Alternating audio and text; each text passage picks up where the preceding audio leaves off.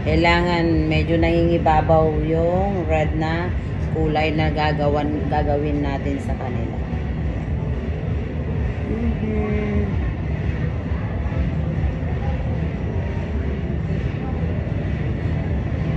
Ayan.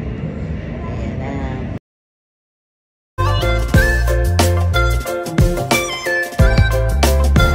Hello everyone. Good afternoon. Wala pa tayong customer.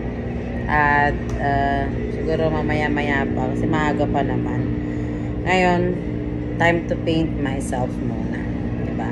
Kailangan tayo magkaroon ng face painting para makita nila kung ano yung mga gagawin natin. As usual, white ang base natin.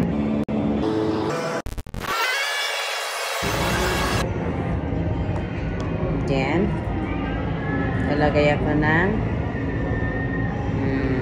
kung kulay yung gusto ko ngayon lalagay. We'll do red or the blue. Red muna tayo.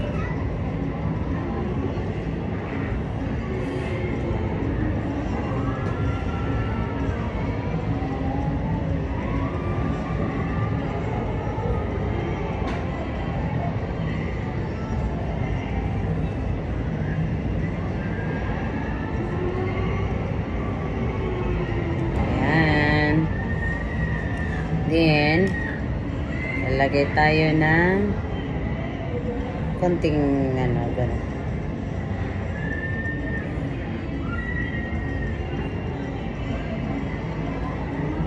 Mas nakakadagdag din ng ganda. Yan.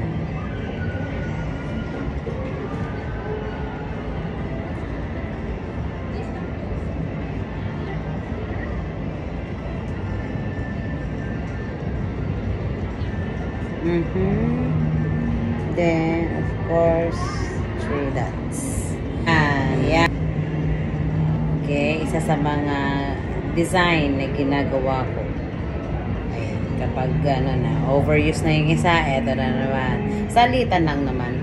In everyday, at least, meron kang 3, 4, hanggang 5 design na kaya mong gawin sa mga customers. Kasi, mayroong minsan 5 sila magkakaibigan na andito, so at least mayroon kang 5 design na lang and one of this. Thank you, bye bye.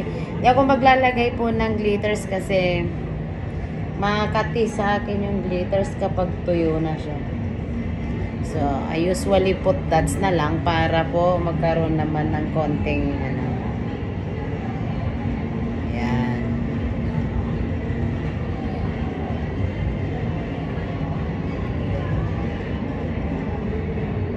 karoon ng konting buhay. Ayan.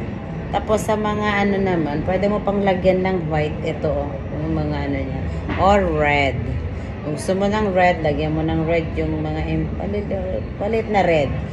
Okay? Para mas siya. Para tumingkad ba? Gumanda ng konti. For example, itong natin, para yan. Kasi kung sinabi ng customer na gusto ko ng red, kailangan medyo nangingibabaw yung red na kulay na gagawin natin sa kanila.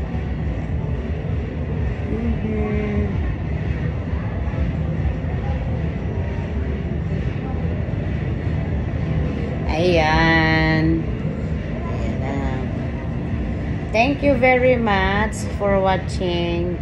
Bye. See you in the next video.